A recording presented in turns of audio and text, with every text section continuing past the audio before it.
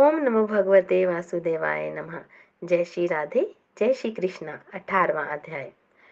अब रौद्र रूप महाप्रभु शंकर अपने वीर गणों के साथ नंदी पर चढ़कर हंसते हुए युद्ध भूमि में आए। उनको आया देखकर उनके पराजित गण फिर से लौट आए, सिंहनाद करते हुए पर प्रहार करने लगे। भीषण रूपधारी रुद्र को देखकर दैत्य भागने लगे। तब युद्ध में अपने दैत्यों को पराजित होते हुए देखकर जलंधर हजारों बाण छोड़ता हुआ भगवान शंकर की ओर दौड़ा। उसके शुभ निशुभ आदि वीर भी क्रोध से अपने होठों को काटते हुए शंकर जी की ओर दौड़े। इतने में शंकर जी ने जलंधर के सब बाण जालों को काट अपने गणों को निर्भय कर अपने अन्य बाणों को आंधी के दैत्यों को पीड़ित कर दिया और घड़गोरमा नामक दैत्य को अपने फरसे से मार डाला और बलहाक का भी सिर काट दिया। किसी को शिवजी के बैल ने मारा और कई उनके बाणों द्वारा मारे गए। यह देखकर जलंधर अपने शुभ निशुभ आदि दैत्यों को भी धिक्कारने लगा और भयभीतों को धैर्य देने लगा और किसी प्रकार से वह मस्त दैत्य दोबारा युद्ध भूमि में जाने को तैयार न हुए।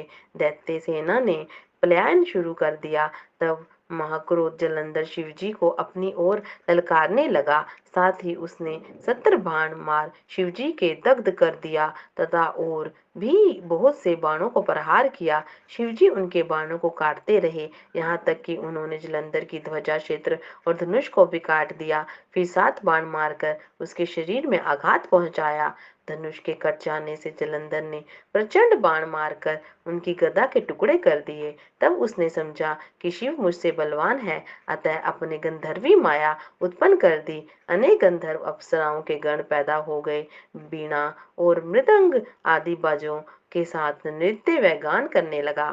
अपने गणों सहित रुद्र भी मोहित हो गए। उन्होंने युद्ध बंद कर दिया। फिर तो वो काम से मोहित हो जलंधर जल्दी से त्रिनेत्र भगवान शंकर का रूप धारण कर ऋषभ पर बैठ पार्वती के पास जा पहुंचा। उधर जब पार्वती ने अपने पति को आते हुए देखा तो अपनी सखियों का साथ छोड़ दिया और आगे आई। पार्वती को देखकर कामातुर जलंधर का वीर्य पतन हो गया और उसके पवन से वह जड़ भी हो गया और गौरी ने उसे दानव समझा और वह अंतर्ध्यान होकर उत्तर की ओर मानस पर चली गई। वहां पार्वती को देखकर फिर शिवजी की ओर लौटा और उधर पार्वती ने भी भगवान विष्णु को बुलाकर दैत्य का वह कृत्य कहा और यह प्रश्न किया कि क्या आप इससे अवगत हैं? भगवान विष्णु ने हाथ जोड़कर उत्तर दिया, आपकी कृपा से मुझे सब ज्ञात है।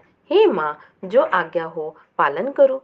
जगत माता ने विष्णु जी से कहा, उस दैत्य ने जो मार्ग खोला है उसका अनुसरण उचित है। मैं तुम्हें आज्ञा देती हूँ कि तुम जाकर उसकी स्त्री का पतिव्रत भ्रष्ट कर दो और वह दैत्य तभी मारा जाएगा।